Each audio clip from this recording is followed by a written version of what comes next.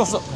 PC2Go를 접습니다. 이제 2년 만에 접기로 했어요. 돈 많이 들어갔는데 한 1억 넘게 까먹은 것 같아요.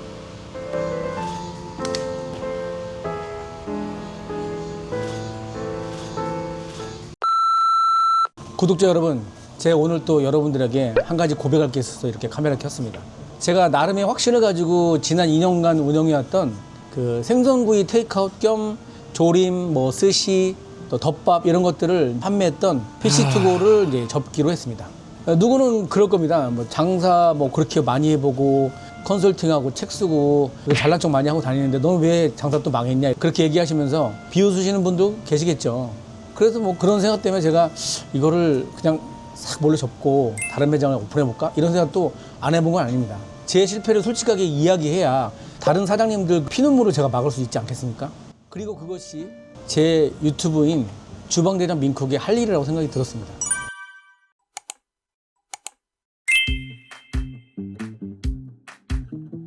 제가 2년 전에 이 매장을 열었던 이유는요. 그전부터 되게 얘기하고 싶었어요. 생선을 만들어서 진열을 하고 판매하는 이런 그 그래뱅고 형식, 그 다음에 제가 스시를 하고 있으니 스시를 1층에서 판매할 수 있게 2층에서 만들어 내려주는, 생선구이라는 게 사실은 익혀놔도 고기처럼 막 수분이 많이 빠져가지고 맛없거나 그러지 않거든요. 제가 이 매장을 너무너무 하고 싶어서 2년 전쯤에 일본 가서 삼천포에 있는 유명한 식당 오늘의 정서방 그 사람과 함께 가서 벤치마킹도 해오고, 일본의 또 도시락 시장도 제가 유심히 보고 왔거든요. 근데 일본은 확실히 테이크아웃 형태의 매장들이 엄청 발달해 있어요. 그리고 하루가 다르게 치솟는 물가와 외식 가격의 상승으로 저는 분명히 이 시장에 확신이 들었었습니다. 식당 방문조차 부담스러워하는 그 고객들에게 가성비 있고 간편한 생선구이라는 새로운 대안을 보여주고 싶었습니다. 단순히 그 식당을 해서 돈을 벌기보다는 변화하는 고객의 욕망을 한 발 앞서서 읽어보고 증명해보고 싶었던 거죠. 하지만 실패했습니다. 시장의 벽은요, 생각보다 훨씬 더 차갑고 잔인했습니다. 매장을 운영할 때 저에게 맞닥뜨린 벽이 딱 3가지가 있었습니다. 목적 방문의 부재, 생선구이 하나 하려고 주차를 한다고? 오픈한 지 6개월쯤 됐을 때요, 손님 중에 이런 분들이 많았어요. 이거 샀는데요, 이거 좀 보관 좀 해주세요. 저 이따가 와서 찾아갈게요. 그런 손님들이 꽤 많았어요. 그런데 제가 그거를 조금 안일하게 생각했던 것 같아요. 여기서 중요한 포인트가 하나 있었어요. 음식을 사가지고 갈 때 이걸 가지고 집에 가야 되는 거예요. 집에 가는 목적이 없는 사람은요, 여기를 지나가면서 살려고 해도 살 수가 없는 거죠. 맡겨난다 해도 다시 여기를 지나가야 되는 그런 부담감이 있는 겁니다. 그래서 매출이 저녁에 집중됐었던 것 같아요. 퇴근길에 이거를 들러서 가져가야 되는데 동선이 안 맞는 겁니다. 손님이 오직 포장만을 위해서 여기 와가지고 주차하고서 생선을 사가지 않는다는 거예요. 손님의 목적성을 심어주는 게 가장 어려운 거였어요. 그거 해결하지 못했던 거죠. 마트나 이런 반찬 가게는요, 물건을 사러 갈 때 목적을 가지고 갑니다. 식당을 갈 때는요, 누구를 만나기 위해 목적을 가지고 가요. 하지만 여기는 고등어 한 2쪽 사자고 여기를 직접 차를 끌고 온다? 그럴 수가 없겠죠. 여기는 전통성이 있거나 뭔가 손님들한테 확실한 어필을 할 수 있는 것들이 없으니까요.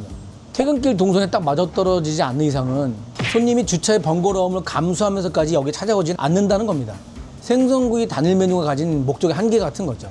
그렇게 또 영업을 하다가 사실 매출은 한 달에 배달이 한 1,000, 그 다음에 매장 매출이 한 1,000 이렇게 해서 2,000 정도 팔았어요. 이게 점점 배달 매출이 커지더라고요. 오프라인 매출은 거기서 좀 약간 정책이었습니다. 한 1년쯤 지나서 여름에 손님들이 초밥을 물어보는 거예요. 이거 언제 먹어도 돼요? 언제까지 괜찮아요? 이런 걸 물어보는 거예요. 근데 사는 사람들의 한 50%가 그런 걸 물어보기도 하고 얼음팩을 넣어달라 이런 분들이 많았어요. 그게 뭐냐면 이 음식에 대한 두려움을 가지고 있는 거예요. 가져가는 와중에 상하지 않을까? 왜냐면 만들어져 있으니까. 그런 부담을 가지고 있는 거죠, 손님 입장에서. 근데 제가 그때 뒤통수를 맞은 느낌이었어요. 손님이 음식에 대한 불안감을 가지고 있구나. 제가 예전부터 말씀드렸을 거예요. 손님은 새로운 어떤 것보다 안전에 대한 욕구가 훨씬 강합니다. 이건 아주 저렴한 가격에 뭔가 손님들한테 새롭게 느껴지지만 불안한 거예요. 불안한 겁니다. 우리나라 사람은 이거 음식을 사면 빨리 먹어야 된다는 그런 약간 다른 나라 사람보다 좀 더 조급한 그런 면을 가지고 있는 것 같아요. 그러니까 음식을 만드는 주체에 대한 신뢰가 많이 떨어진 거라고 생각이 듭니다. 많이 떨어진 건가? 아니면 뭐 아예 주체에 대한 신뢰가 없는 건가?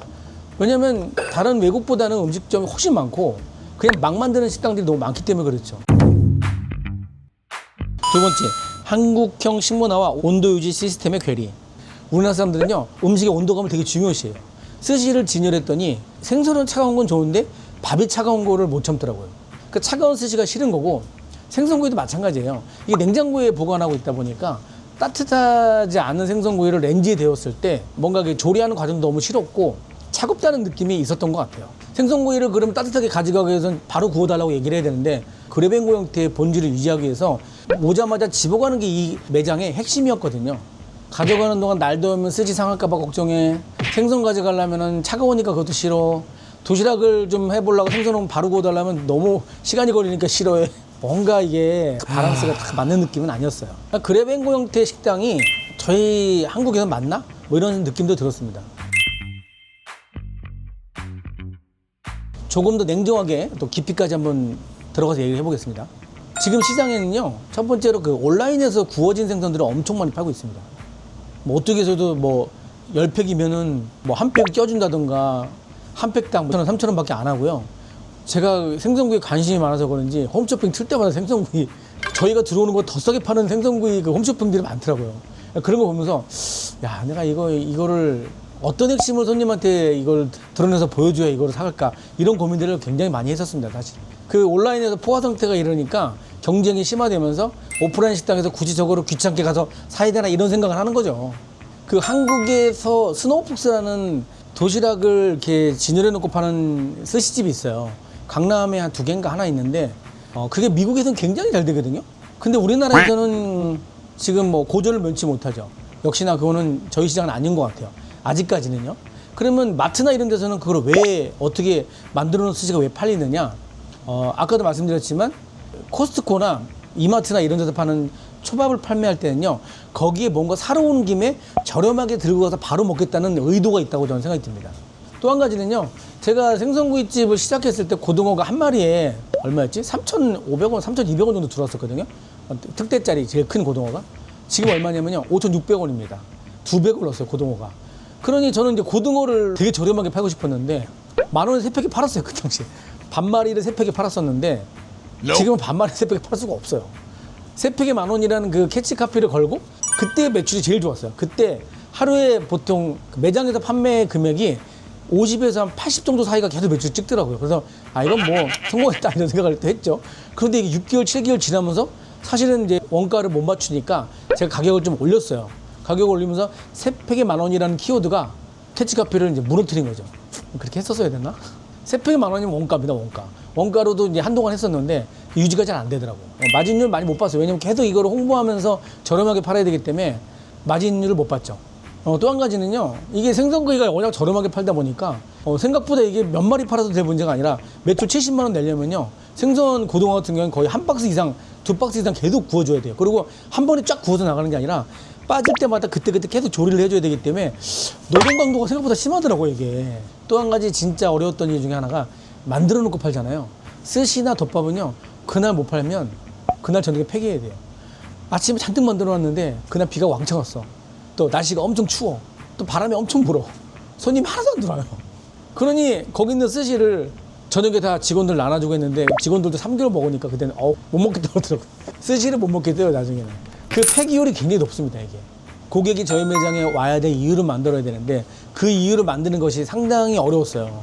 주차를 하고 여기 와가지고 물건을 살 만큼 주차 공간이 여유 있는 것도 아니고 시내 중심에 역세권 안에 있긴 하지만 이거를 가지러 오기에는 굉장히 부담스러운 거죠. 고등어 2개를 사가지고 집에 가려고 여기까지 온다? 저도 안 올 것 같아요. 근데 그런 거를 제가 간과한 거예요. 당연히 그러니까 식당의 개념으로 여기 맛있게 하면 사러 오지 않을까 생각했는데 식당은요, 누군가 약속해서 와야 될 의무가 있으니까 오는 겁니다. 여기는 와야 될 의무는 없거든요. 그러니 점점 배달 매출만 늘어나는 거죠. 배달 매출은 거의 수익이 없었다고 생각했습니다. 하지만 그래도 홍보를 해야 되니 배달을 지속적으로 했었거든요. 스노우폭스도 그렇게 빠르게 확장 못한 이유가 거기 있다고 봅니다. 이게 만들어 놓은 그래뱅고 형태의 식당은요, 거부감이 있어요. 그러니까 그거를 극복하지 않으면, 문화적으로 극복이 되지 않으면 이거는 어렵습니다. 10년 전에 스키야키를 한 적이 있었어요. 스키야키를 딱 들여와가지고 이제 일본에 갔다 왔어요. 스키야키를 먹어보니까 너무 맛있고 저희 매장에 맞는 것 같은 거예요. 미국 다시마에 들여왔어요. 그래서 그냥 화려하게 만들었습니다. 근데 가격이 싸지 않았어요. 2인분 먹을 때 그 당시에 65,000원인가를 냈었어요. 근데 그때도 민국정시라는 게 있어가지고 민국정시도 3만 원 정도 했었거든요. 그거 될 거라고 생각을 했는데 이게 키워드가 존재하지 않으니까 키워드가 너무 작으니까 검색이 안 돼서 이게 시장에 안착을 못 하더라고요. 그래서 결국에는 6개월 정도 스키야키를 하다가 접었어요. 그런데 3년 전인가 4년 전부터 옥소번이라는 그 스키야키 전문점이 엄청 잘 됐거든요. 뭔가 내가 앞서서 생각했다고 이걸 가져와도요. 그건 성견지명이 아니라 시장을 잘못 읽은 거예요. 또 그 전에 들어왔던 것 중에 그 장어덮밥 있어요. 히치마부시라고 아시죠? 장어덮밥을 이렇게 조그만 주걱으로 4군데로 나눠서 하나는 비벼 먹고 하나는 말아 먹고 하나는 그냥 먹고 하나는 뭐 어떻게 먹고 이런 게 있는데 그걸 제가 들여왔었어요. 6년 전에. 그런데 그 당시에는 그게 너무 생소한 거예요. 또 먹는 사람만 먹고 35,000원인가 4만 원 주고 팔았는데 이게 그릇도 진짜 일식 그 그릇 비싼 거 다 사가지고 했는데 그것도 실패했어요. 근데 지금 이 근처에 행주산성에 있는 히치마부시 파는 식당이 있는데 거기 엄청 잘 되거든요. 근데 제가 이제 그걸 보면서 느껴진 게 뭐냐면요. 이렇게 내가 뭔가 선구자적으로 뭔가를 들고 나오는 게 선견지명이 아니라 시장을 못 읽은 겁니다. 시장을 읽는다는 건 진짜 반의 반보를 앞서는 정도까지만이에요. 반보 앞서도 이 시장의 진입장벽이 높아요. 키워드가 있어야 검색을 하고 한 번쯤 먹어봤어야 그 메뉴를 먹죠. 먹어보지도 않았는데 그 메뉴를 누가 먹겠어요. 냉정하게 말해서 시장의 타이밍을 잘 읽지 못한 저의 오만함입니다, 사실은. 약간 예술병 같은 거예요. 아무리 고객이 준비되지 않은 상태에서 제가 뭔가를 팔려고 덤비면요, 이건 약간 예술을 하겠다는 그런 게 있거든요. 뭔가 좀 잘난 척하고 싶고 좀 멋있어 보이고 싶고 그런 건데 시장이 없으면 사실은 그게 안 됩니다. 이번에 피시토고도 아마 제 그런 케이스하고 같지 않았나 싶어요. 근데 한 가지 제가 확실한 건 뭐냐면요, 이 피시토고의 그런 판매 형태, 외식업의 그런 형태는요, 한국 시장에서 반드시 살아날 거라는 생각이 들어요. 2, 3년 안에는 어떤 변형한 형태라도 이 만들어 놓은 음식에 대한 선호도는 반드시 부각될 거라고 생각이 듭니다. 왜 그러냐면요, 인구가 줄고 있고 물가는 오르고요, 외식 시장은 급격한 변화를 겪을 게 뻔하기 때문입니다. 그러면 이제 피시토고 접으면 뭐 할 것이냐? 사실은 2층에는 민국 다시마가 있고 1층에는 피시토고가 있어서 2층에서 나오는 재료를 소진하는 목적에도 있었어요. 왜냐하면 2층에도 생선구이 메뉴가 있었고 그런 부분에서는 굉장히 좋은, 저한테는 맞는 아이템이었죠. 그럼 이제 그 자리에서 뭐 할 것이냐? 사실 1층을 접으면요, 2층이 죽게 되십니다. 저희 매장의 특징 중에 하나예요. 그래서 이거 매장을 뺄 수가 없습니다. 그래서 제가 뭘 생각했냐면 계속 손님들이 여기서 먹고 가면 안 되냐고 말씀하신 손님들이 너무 많아서 아예 그냥 먹고 갈 수 있고 테이크아웃도 가능한 매장의 형태로 바꾸기로 했습니다. 지금 그 한식형 생선구이 집들이요, 포화 상태에 이르렀어요. 그거 대형이고요. 그다음에 메뉴 가격도 꽤 높은 편입니다. 그래서 전 약간 이걸 틀어서 저가형 일본식 생선구이 집으로 바꾸려고 그래요. 뭐 일본식이야 제가 워낙 오래 했고 메뉴의 내용에 대해서 너무 잘 알기 때문에 저가형 일본식 생선구이 집으로 좀 바꾸려고 생각을 하고 있습니다. 저가형은 아니죠. 전 저가 잘 안 하니까 중저가형으로 바꾸려고 생각하고 있습니다.